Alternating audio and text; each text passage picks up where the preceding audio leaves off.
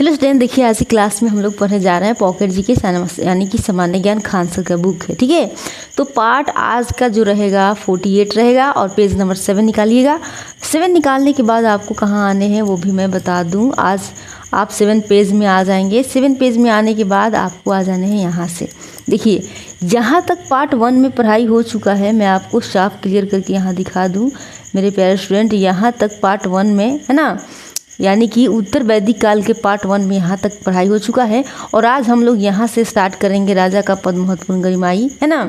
यहाँ से लेकर यहाँ तक पढ़ेंगे, यहाँ तक देखने वाले हैं। ठीक है, तो चलिए स्टार्ट करते हैं। और हमेशा की तरह आज भी एक पहले स्टोरी दादाजी के सुनेंगे, उसके बाद इसमें का सारे डाउट क्लियर हो जाएंगे। अगर नहीं होंगे तो आप कमेंट करके बोलिएगा। ठीक है, तो सबसे पहले हम लोग क्या करते हैं, स्टोरी सुनते हैं, फिर ऑब्जेक्टिव क्वेश्चन हमें बताने की ज़रूरत नहीं होती। अगर आप अच्छे से स्टोरी सुन लेते हैं तो ऑब्जेक्टिव क्वेश्चन आप खुद करते हैं। उसके बाद फिर हम लोग यहाँ आते हैं और देखते हैं कि क्या क्या हमारा क्लियर हुआ है, क्या क्या नहीं हुआ है।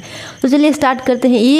सिर्फ एक बार स्टोरी सुन के देखिए तो क्या हो रहा है, पूरा क्लास देखना है तभी समझ में आएगा। ठीक है, तो चलिए स्टार्ट करते हैं मेरे प्यारे प्यारे स्टूडेंट। अगर अच्छा लगेगा सेशन तो प्लीज़ आप लोग क्या करना है, आप लोगों को लाइक शेयर सब्सक्राइब जरूर करना है। ठीक है, चलिए स्टार्ट करें। देखिए कह रहा है एक शाम की बात है। देखिए एक शाम की बात है, क्या बात है सर, यहाँ देखिए कह रहा है एक शाम की बात। एक सेकेंड, माउस खराब हो गया क्या। एक शाम की बात है, आरो अपने दादाजी के साथ खेत के पास बैठा था, है ना। हवा में मिट्टी की सौंधी खुशबू थी और आकाश में सुनहरा सूरज ढल रहा था। आरो ने अचानक पूछा, कह रहा दादाजी आपने कहा था कि वैदिक काल में राजा हल चलाता था, क्या सच में राजा खेती करता था। दादाजी मुस्कुराते हुए कह रहे हैं हाँ बेटा बिल्कुल। उत्तर वैदिक काल में राजा सिर्फ राजमहल में बैठने वाला नहीं होता था, वह खेती करता था, हल चलाता था। और यहाँ देखिए क्या हो रहा है यहाँ पे, और कह रहा है यहाँ पे, अरे माउस काम नहीं कर रहा है मेरे प्यारे स्टूडेंट, इसको ठीक करवाना पड़ेगा। ठीक है, कह रहे और जानते हो उस हल को क्या कहते थे, आरो से कह रहे हैं दादाजी। आरो कह रहे हैं उत्सुकता से कि नहीं क्या कहते हैं उस हल को, है ना। उसे सीरा कहा जाता था, है ना। हल को क्या कहा जाता था, सीरा। याद रखना है, ऑब्जेक्टिव क्वेश्चन आ सकता है। तो हल को उस समय क्या कहा जाता था, सीरा कहा जाता था। और जो लाइन बनती थी खेत में, जैसे हम लोग हल जोतते हैं तो ऐसे ऐसे लाइन बनता है, ऐसे ऐसे बनता है कि नहीं बताइए, तब ना जोताता है। तो ये जो लाइनें बनती थी उसको क्या कहते थे, सीता, सीरा कहते थे उसको, है ना। इसको सीता कहा जाता था। आरो चौंकता हुआ कह रहा है मतलब राम की सीता का नाम हल की रेखा से जुड़ा है ना। दादाजी कह रहे हैं बिल्कुल, यह शब्द बहुत पुराने वैदिक समय से चला आ रहा है। ठीक है, फिर देखिए, फिर दादाजी ने कहा कि दादाजी ने आगे बताया उस जमाने में राजा का पद बहुत गरिमाई हो गया था। गरिमा, है ना, बहुत भगवाने बन गया था राजा, है ना, बहुत गरिमाई हो गया था। पहले तो राजा कभी कभी चुने जाते थे, लेकिन अब राजा का बेटा ही राजा बनता था। इसे क्या कहते हैं, इसे कहते हैं वंशानुगत पद, है ना। अगर एक राजा मर गया तो उसका बेटा जो जन्म लेगा, मतलब उसका जो वंश है वही क्या बनेगा, अगला राजा बनेगा। उसको क्या कहते हैं, वंशानुगत पद कहते हैं। ठीक है, चलिए कर आरो क्या राजा सिर्फ राज करता था। दादाजी कह रहे नहीं बेटा, वो यज्ञ भी करवाता था, जैसे राजसूय यज्ञ, यानी राज्याभिषेक होता है ना। राज्याभिषेक जब राजा बन जाएगा तो राज्याभिषेक होगा ना, तो उसे क्या कहते हैं, राजसूय यज्ञ, है ना, राजसूय यज्ञ कहते हैं। उसी यज्ञ करवाता। और अश्वमेघ यज्ञ करवाता, यानी कि अपने साम्राज्य को बड़ा करने के लिए क्या करवाता था, अश्वमेघ यज्ञ करवाता था, है ना। राजा रानियों के घर भोज पर भी जाता था। ये सब परंपरा का हिस्सा था, ऐसा। ठीक है, पिताजी ने बताया आरो बेटा उस समय पैसे नहीं थे। हाँ, उत्तर वैदिक काल में पैसे नहीं थे तो लोग वस्तु के बदले वस्तु देते थे। इसे कहते हैं, क्या कहते हैं, वस्तु विनिमय कहते हैं मेरे प्यारे स्टूडेंट। जब पैसे नहीं चलते थे तो वस्तु के बदले वस्तु लेन देन होता था ना, तो उसे वस्तु विनिमय कहते हैं। जैसे एक गाय के बदले अनाज या एक नीस का मतलब सोने का टुकड़ा ले लें, है ना, सोने के टुकड़े के बदले में कपड़ा ले लें, है कि नहीं, ऐसे ही होता था। तो दुकानदार की दुकान पर गाय बंधती थी, है ना। दादी कह रहे हैं बिल्कुल, गाय ही धन थी, गाय ही तो धन थी उस समय का, है ना। अब देखिए यहाँ पे दादी फिर बोल रहे हैं वैदिक लोग बहुत सुंदर और अर्थपूर्ण शब्द बोलते थे। उनकी बोलियाँ मिठाई जैसन, है ना, होता है नहीं, बातें आ जाती हैं कभी कभी। तो वैदिक लोग बहुत सुंदर और अर्थपूर्ण शब्द बोलते थे। धनी व्यक्ति को कहते थे उस समय, क्या कहते थे, गोमत। देखिए गाय की बहुत महत्वपूर्ण था उसमें, है ना, गाय ही सब कुछ थी, धन थी, है ना। जिसके पास गाय हो वो क्या होता था, धनी व्यक्ति होता था। उसको क्या कहते थे, गोमत कहते थे। याद रखेंगे, अभी ऑब्जेक्टिव क्वेश्चन पूछेगा, ठीक है, गोमत। फिर कहते अतिथि को गोहन या गोहनता कहते थे, मतलब गाय से ही सब कुछ। अतिथि को क्या कहता था, गोहन, है ना, गोमत। धनी व्यक्ति को गोहन, है ना, गोहन गहना, वही गहना से याद रखेंगे गोहन। तो गोहन अतिथि को कहिए या चाहे गोहनता कहिए, ठीक है, गोहनता कहिए चाहे गोहन कहिए। बेटी को दुहिता कहा जाता था। दुहिता मतलब दूध दूहने वाली, घर की पालन करता। गाय को क्या करती थी, दूध दूहती थी, इसीलिए बेटी को दुहिता कहा गया, ठीक है। उपजाऊ भूमि को उर्वरा। उपजाऊ भूमि को क्या कहा जाता था, उपजाऊ भूमि को उर्वरा कहा जाता था। इसको सबको याद रखिए, अभी क्वेश्चन पूछेगा, ठीक है। अब देखिए मरुस्थल को धनव कहा जाता था। धनव, है ना। चारागाह को सिल्ले कहा जाता, खिल्ले कहा जाता, खिल्ले, है ना। चारागाह को जो गाय चराते था उसे खिल्ले कहा जाता था। अनाज को धान्य कहा जाता, धान्य, है ना। आरो करें तो बेटी को भी बहुत सम्मान से देखा जाता था। दादाजी कह रहे हैं हाँ बेटा, उस समय बेटी को बोझ नहीं, आशा माना जाता था, है ना। अब देखिए फिर दादाजी बोल रहे हैं, एक समय था जब इंद्र और अग्नि सबसे बड़े देवता थे, लेकिन उत्तर वैदिक काल में लोगों ने सोचना शुरू किया इन सब का भी कोई सृष्टिकर्ता होगा, है ना। इसीलिए प्रजापति को ब्रह्मांड का निर्माता माना गया और उन्हें सबसे ऊपर का देवता बना दिया गया। किसको, प्रजापति को। मेरे प्यारे स्टूडेंट यहाँ पे देखिए कह रहा है, एक समय था जब इंद्र और अग्नि को सबसे बड़े देवता माना जाता था, लेकिन ऐसा वैदिक काल में नहीं हुआ। लेकिन कह रहा ना, उत्तर वैदिक काल में लोगों ने सोचना शुरू किया इन सब का कोई सृष्टि करता होगा। ये लोग सोचा कि इंद्र जो है, अग्नि है, इनका भी सृष्टिकर्ता कोई होगा। इसीलिए प्रजापति को क्या किया, प्रजापति को ब्रह्मांड का निर्माता माना, है ना, माना गया और उन्हें सबसे ऊपर का देवता बना दिया गया। अब देखिए दादाजी फिर कह रहे हैं, उस समय वर्ण व्यवस्था जन्म आधारित हो गई थी। उत्तर वैदिक काल में ये चीज़ें आ गई थी का समय, है ना, कहना उस समय वर्ण व्यवस्था का मतलब होता है यानी ब्राह्मण का बेटा ब्राह्मणे होगा, क्षत्रिय के बेटा क्षत्रिय होगा, है ना। लोग अपने कुल और गोत्र से क्या थे, पहचाने जाते थे। और सगोत्र यानी सगोत्र विवाह माना जाता था ताकि परिवार की पहचान और शुद्धता बनी रहे, है ना। सगोत्र विवाह माना जाता था, मतलब उसी जाति को उसी जाति से ब्याह, ठीक है। अब देखिए फिर कह रहे हैं दादाजी कि वैदिक काल तो सच में कमाल का था। आरव कह रहा है, यहाँ देखिए कह रहा है, आरव मुस्कुराया और बोला, दादाजी वैदिक काल तो सच में कमाल का था, जहाँ राजा भी खेत में हल चलाता था, बेटी को दुहिता कहा जाता था और यज्ञ से ज़्यादा ज्ञान की कीमत थी, है ना। तो अब आ जाइए 1 नंबर क्वेश्चन पे। बहुत हो गया आपका क्या स्टोरी। तो आइए 1 नंबर क्वेश्चन करते हैं और ध्यान से करेंगे, जो हम लोग स्टोरी सुने हैं उसके माध्यम से ही क्वेश्चन आएंगे, ठीक है। तो चलिए स्टार्ट करते हैं। 1 नंबर क्वेश्चन क्या कह रहा है, देखा था उत्तर वैदिक काल में राजा का पद कैसा हो गया था। इसका आंसर कीजिए, क्या हो जाएगा। इसका आंसर करेंगे मेरे प्यारे प्यारे स्टूडेंट, है ना। इसका आंसर क्या हो जाएंगे, बता दीजिए। इसका जो आंसर आपका हो जाएगा वो हो जाएगा क्या, महत्वपूर्ण यानी गरिमाई एवं वंशानुगत, यानी कि अगर किसी कोई राजा है तो उसका बेटा ही राजा बनेगा, है ना। तो कह रहा है ना, उत्तर वैदिक काल में राजा का पद कैसा हो गया था, तो महत्वपूर्ण हो गया था, गरिमाई हो गया था और वंशानुगत हो गया था। मतलब बहुत गरिमा वाली चीज़ें ये बातें हो गई थी, भगवान जैसे, है ना। अरे कहते हैं उत्तर वैदिक काल में पहले की तुलना में राजा का पद अधिक स्थायी और सम्मानित हो गया था और कहते अब राजा का पद वंश पर आधारित हो गया था, यानी राजा का बेटा ही अगला राजा बनता था।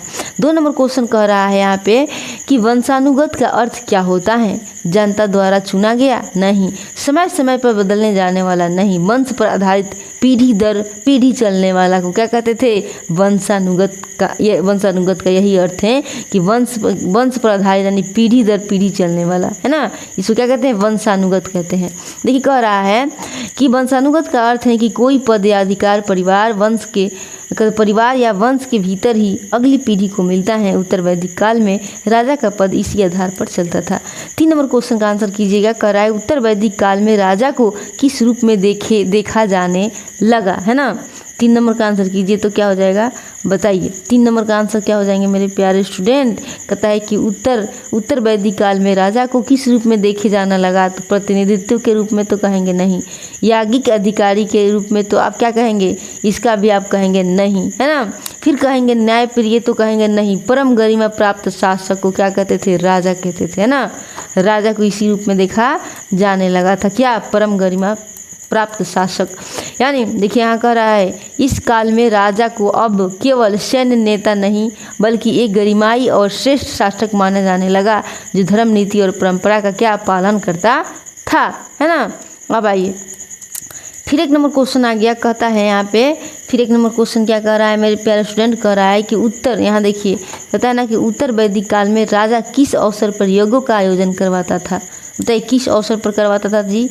तो ये तो त्यौहार के अवसर पे नहीं करवाता था, आम सभा में भी नहीं करवाता, युद्ध में जाने से पहले भी नहीं करवाता, तो क्या विशेष अवसरों पर क्या करवाता, यज्ञ करवाता था, ठीक है।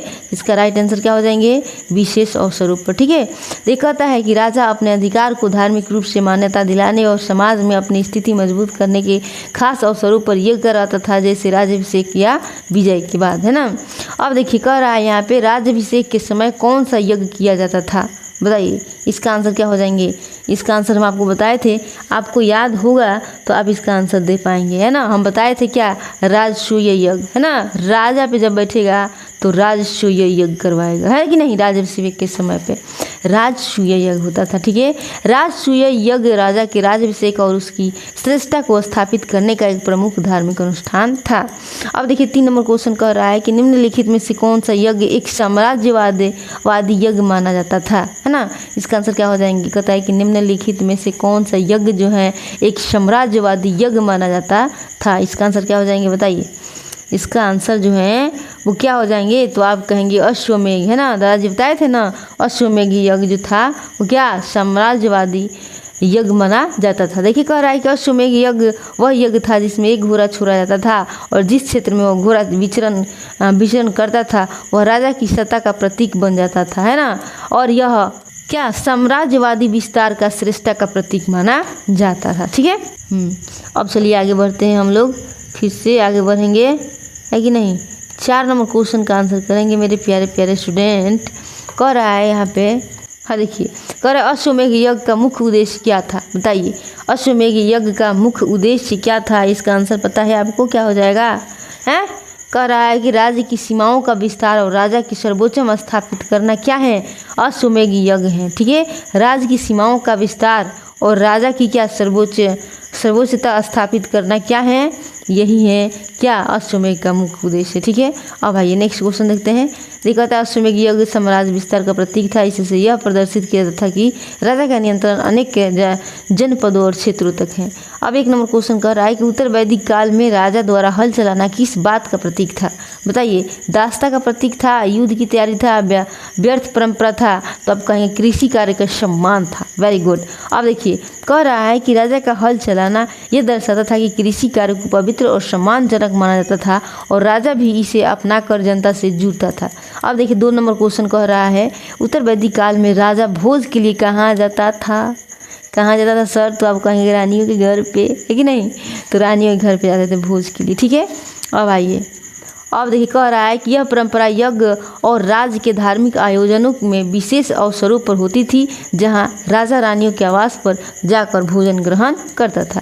3 नंबर क्वेश्चन देखिए कह रहा है उत्तर वैदिक काल में हल को किस नाम से जाना जाता था, तो हल जो था उसको किस नाम से जाना जाता था, बताए थे ना हम आपको, क्या नाम था जी, क्या नाम था, तो आप कहेंगे सीरा। क्या नाम था, सीरा, इसका राइट आंसर हो जाएंगे, ठीक है, सीरा। अब आइए उत्तर वैदिक काल में हल को किस नाम से जाना जाता था, सीरा के नाम से, ठीक है। अब देखिए आगे बढ़ेंगे, आगे क्या कह रहा है, यहाँ पे कह रहा है कि वैदिक संस्कृत में हल को सीरा कहा जाता था। यह कृषि यंत्र था जो जमीन जोतने में काम आता था। कहता है सीता शब्द का मूल रूप में अर्थ क्या था, सीता, है ना। सीता शब्द का मूल रूप में अर्थ क्या था, तो इसका आंसर क्या हो जाएंगे बताइए। धरती माता, भूमि की देवी, हल का रेखा, फसल, क्या हो जाएगा, सी राइट आंसर हो जाएंगे। हल की रेखा को क्या कहते थे, हल की रेखा को सीता कहते थे, ठीक है। आगे ना समझ में क्लियर है, अच्छा लग रहा है, चलिए आगे बढ़ते हैं। यहाँ देखिए कह रहा है, यहाँ पे थोड़ा सा समझ दीजिए। सीता मूलतः उस रेखा को कहा जाता था जो हल चलाते समय भूमि पर बनती थी। बाद में यह शब्द एक पवित्र और स्त्रीलिंग नाम के रूप में रामायण में प्रकट होता था। अब देखिए, अब फिर क्वेश्चन कर रहा है, उत्तर वैदिक काल में व्यापार किस माध्यम से होता था? तो सोना मुद्राओं से होता था कि सोने के सिक्कों से, कि निष्क और गायों के माध्यम से, कि कागजी मुद्रा से? आप कहेंगे निष्क और गायों के माध्यम से व्यापार होता था, है ना। अब देखिए कह रहा, उत्तर वैदिक काल में सिक्कों का प्रचलन नहीं हुआ था। व्यापार में गाय और निष्क यानी सोने का आभूषण या भार का उपयोग मूल्य रूप में किया जाता था। अब देखिए 2 नंबर क्वेश्चन का आंसर करेंगे। क्या कह रहा है 2 नंबर क्वेश्चन? क्या कह रहा है यहाँ पे देखिएगा, और देखिए 2 नंबर कह रहा है कि निष्क शब्द का संबंध, यहाँ देखिए कह रहा है निष्क शब्द का संबंध किसे से है? तो क्या है, किसे से? कृषि से है, कि धार्मिक प्रतीक से है, कि मूल्य यानी विनिमय का इकाई है, कि सैनिक उपाधि है? क्या है, निष्क शब्द का संबंध किसे से है मेरे प्यारे स्टूडेंट? इसका आंसर करेंगे आप। क्या हो जाएगा इसका आंसर बताइए? तो आप कहेंगे मूल्य या विनिमय का इकाई है। निष्क शब्द का सिद्धांत किसे से है?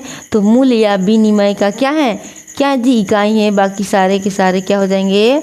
गलत हो जाएंगे। ठीक है, चलिए आगे बढ़ते हैं। कहता है, इस निष्क आमतौर पर सोने या अन्य धातु का एक बड़ा टुकड़ा होता था जिसका उपयोग व्यापार या दान में किया जाता था।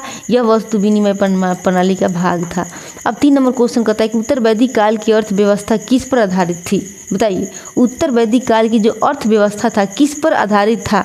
तो क्या कागज की मुद्रा पर था, वस्तु विनिमय प्रणाली पर था, क्या आधुनिक बैंकिंग पर था, विदेश निवेश पर था? तो आप कहेंगे वस्तु विनिमय प्रणाली था उस समय, है ना, अर्थव्यवस्था। ठीक है, अब आइए फिर आगे बढ़ते हैं। कहता है कि इस काल में लोग वस्तु के बदले वस्तु का लेन देन करते थे। इसे वेटर सिस्टम, है ना, वार्टर सिस्टम कहा जाता है। जैसे गाय के बदले अनाज या निष्क के बदले कपड़ा। ठीक है, 4 नंबर क्वेश्चन का आंसर करेंगे। कहता है कि निम्न में से कौन उत्तर वैदिक काल की विनिमय वस्तु नहीं थी? क्या गाय नहीं थी, क्या निष्क नहीं था, कि चांदी के सिक्के, कि अनाज? क्या था जो विनिमय नहीं था? इसका आंसर कीजिएगा, क्या हो जाएगा? इसका आंसर क्या हो जाएगा? विनिमय नहीं था। इसका आंसर क्या हो जाएंगे? तो आप कहेंगे जो चांदी के सिक्के होते थे ना, ये विनिमय नहीं होते थे, ये किसी वस्तु से लेन देन नहीं होता था, चांदी के सिक्के। ठीक है, चांदी के सिक्के क्या होते थे? लेन देन में नहीं आते थे। तो इसलिए कहा निम्न में से कौन सा उत्तर वैदिक काल की विनिमय वस्तु नहीं थी? तो यही चांदी के सिक्के नहीं थी। अब देखो रहा है, चांद के ढाले हुए सिक्के उत्तर वैदिक काल में नहीं चलते थे। यह चलन बाद में महाजनपद काल यानी लगभग 600 ईसा पूर्व के बाद से प्रारंभ हुआ। अब देखिए फिर 1 नंबर क्वेश्चन कह रहा है कि वैदिक काल में धनी व्यक्ति को किस नाम से जाना जाता था? बताइए, गुहंता, गोमत, दुहिता, धान्य, किस नाम से जाना जाता था? बताइए तो क्या हो जाएगा इसका राइट आंसर, है ना? क्या हो जाएगा? वैदिक काल में, कहता है वैदिक काल में धनी व्यक्ति को, है ना, किस नाम से जाना जाता है? तो आपका आंसर क्या होना चाहिए? गोमत, है ना। धनी आदमी को गोमत कहते थे उत्तर वैदिक काल में। ठीक है, कहते हैं गोमत का अर्थ होता है जिसके पास बहुत सी गाय हो। गाय उस समय धन का प्रतीक थी, इसीलिए गोमत धनी, है ना, गोमत यानी धनी व्यक्ति। फिर देखिए कह रहा है कि वैदिक काल में अतिथि के लिए प्रयुक्त शब्द क्या था? अतिथि आता था उसके लिए प्रयुक्त शब्द क्या था मेरे प्यारे स्टूडेंट बताइएगा? तो आप कहेंगे सीधी सी बात है, हमने सुना था गोहंता, गोहन, है ना, तो यही अपना राइट आंसर हो जाएंगे। ठीक है, कहता अतिथि को गोहंता या गोहन कहा जाता था क्योंकि उसका स्वागत गायों के माध्यम से या उन्हें दान देकर किया जाता था। 3 नंबर क्वेश्चन का आंसर करेंगे। वैदिक समाज में पुत्री को क्या कहा जाता था? बताइए, धान्य कहता था पुत्री को? नहीं। दुहिता, गोहंता, उर्वरा, क्या कहता था? दुहिता, ना, गाय को दूहती थी इसीलिए दुहिता कहा जाता था। आइए, दुहिता शब्द का शाब्दिक अर्थ है दूध दूहने वाली। यह दर्शाता है कि पुत्री को भी परिवार की उत्पादक और उपयोगी सदस्य माना जाता था। फिर कह रहा है मरुस्थल के लिए वैदिक काल में कौन सा शब्द प्रयुक्त होता था? मरुस्थल के लिए याद है? कुछ याद है मेरे प्यारे स्टूडेंट बताइएगा? मरुस्थल वाला क्वेश्चन, मरुस्थल के लिए वैदिक काल में कौन सा शब्द प्रयुक्त होता था? इसका आंसर जो है हो जाएंगे धन्य, है ना। धन्य जो है इसका उपयोग होता था, है ना। अब आइए, कहता है धन्य शब्द का प्रयोग सूखी, बंजर या रेगिस्तान भूमि के लिए किया जाता था। कहता है वैदिक काल में उपजाऊ भूमि को क्या कहा जाता था? बताइए, जो उपजाऊ था उसे क्या उर्वरा नहीं कहता था? इसका आंसर उर्वरा नहीं होगा, हो जाएगा। ठीक है, अब आइए फिर हम लोग आते हैं नेक्स्ट क्वेश्चन की तरफ। क्या है जी? वैदिक काल, है ना। 6 नंबर क्वेश्चन की तरफ आएंगे और देखेंगे क्वेश्चन क्या कह रहा है। कहता है कि उर्वरा का अर्थ होता है उपज देने वाली, है ना, अर्थात ऐसी भूमि जो खेती के लिए उपयुक्त हो। 6 नंबर क्वेश्चन कह रहा है कि अनाज के लिए वैदिक शब्द क्या था। अनाज के लिए वैदिक वैदिक वाला शब्द क्या था, अनाज को किस नाम से जाना जाता था, बताइए। 6 नंबर का आंसर क्या हो जाएंगे, तो आप कहेंगे धान्य, है ना, धान्य जो भी है इसे कहेंगे। अनाज के लिए वैदिक शब्द क्या था जी, धन्य होता है ना। धन्य शब्द अनाज या खाद्य वस्तु के लिए प्रयोग किया जाता था, जैसे अन्य जो, है ना। अब 7 नंबर क्वेश्चन कह रहा है कि पशु चारण योग्य भूमि को वैदिक भाषा में क्या कहा जाता है, बताइए। पशु चारण योग्य भूमि, पशु चारता है ना, मतलब घास भूसा जम गया है ना, तो पशु चारण योग्य भूमि को वैदिक भाषा में क्या कहा जाता था, इसका आंसर करना है बस, है ना। इसका आंसर क्या हो जाएंगे, इसका आंसर जो है वो हो जाएंगे खिल्य, है ना, खिल्य हो जाएंगे, ठीक है। चलिए थोड़ा सा इधर उधर कर दिया है। अब देखिए क्वेश्चन कहता है कि शील शब्द का प्रयोग चारगाह के लिए कौन सा, यानी ऐसी भूमि जहाँ पशु भी चर सके, है ना। और कहता है उत्तर वैदिक काल में वर्ण व्यवस्था का आधार क्या, कहता है क्या हो गया था, बताइए। उत्तर वैदिक काल में वर्ण व्यवस्था का आधार क्या हो गया था, वर्ण व्यवस्था का आधार बताएंगे, है ना। तो क्या था जी, वर्ण व्यवस्था का आधार जन्म था, क्या था, जन्म था, ठीक है। चलिए अब देखिए कह रहा है कि ऋग्वैदिक काल में वर्ण व्यवस्था क्रम और गुण पर आधारित थी, परंतु उत्तर वैदिक काल में यह जन्म आधारित हो गई, यानी व्यक्ति का वर्ण उसके जन्म से तय होने लगा। फिर देखिए कह रहा है यहाँ पे कि उत्तर वैदिक काल में कुल और गोत्र शब्द किससे संबंधित थे, है ना। उत्तर वैदिक काल में कुल और गोत्र जो शब्द थे किससे संबंधित थे, बताइएगा। क्या हो जाएगा इसका आंसर, बताइए क्या हो जाएगा सर। 2 नंबर का आंसर क्या हो जाएंगे, बताइए। तो आप कहेंगे इसका जो आंसर हो जाएगा वंश और पारंपरिक पहचान, है ना। बताइए उत्तर वैदिक काल में कुल गोत्र शब्द किससे संबंधित है, तो ये अपना राइट आंसर हो जाएंगे। 3 नंबर क्वेश्चन करेंगे। 3 नंबर क्वेश्चन कह रहा है यहाँ पे उत्तर वैदिक, देखिए कहता है उत्तर वैदिक काल में किस देवता को सृष्टि का रचयिता और सर्वोच्च स्थान प्राप्त हुआ है, बताइए किसका। तो आप इसका राइट आंसर क्या करेंगे, प्रजापति को, है ना। अब देखिए कह रहा है कि उत्तर वैदिक काल में प्रजापति, है ना, को ब्रह्मांड का सृष्टिकर्ता माना गया और उन्हें सर्वोच्च देवता का स्थान मिला, जबकि ऋग्वेद काल अग्नि प्रमुख थे, है ना। तो मेरे प्यारे स्टूडेंट, हम लोगों ने क्या किया, यहाँ तक ऑब्जेक्टिव क्वेश्चन कर लिया है। तो फिर हम लोग चलेंगे कहाँ पे, हम लोग चलेंगे बुक पे और देखेंगे कितना सारा डाउट क्लियर हो गया है और कितना सारा डाउट अभी भी बचा हुआ है, उसको क्या करेंगे, फाइंड आउट करेंगे, ठीक है। चलिए देखिए, तो थोड़ा सा एक बार देखिए, समझिए और उसके बाद बोलिए, है ना। ऐसे लबर नहीं बोलना है, ठीक है। चलिए कहीं भी जाओ अपनी वैल्यू बना के रखो कि 4 लोग नाम बोल के जाएँ, ठीक है। चलिए देखिए वहाँ तक हो गया था ना, यहाँ तक हो गया था। कहता है राजा का पद महत्वपूर्ण, गरिमाई एवं वंशानुगत हो गया था, इसमें भी बता रहा है। कहाँ है भाई, इसमें भी बता रहा है कि नहीं, वंशानुगत हो गया था, है ना। तो राइट आंसर है, ठीक है, अच्छी बात है। इस काल में राजा विशेष अवसर पर यज्ञों का आयोजन करवाता था, जैसे राज अभिषेक के समय राजसूय यज्ञ का अश्वमेघ यज्ञ का साम्राज्य ज्ञान होता था, है ना। अब देखा था उत्तर वैदिक काल में सम्राट राजा हल चलाता एवं रानियों के घर पे क्या करने जाता था, भोज के लिए जाता था, है ना। हल को सीरा और हल के रेखा को सीता कहा जाता था। अब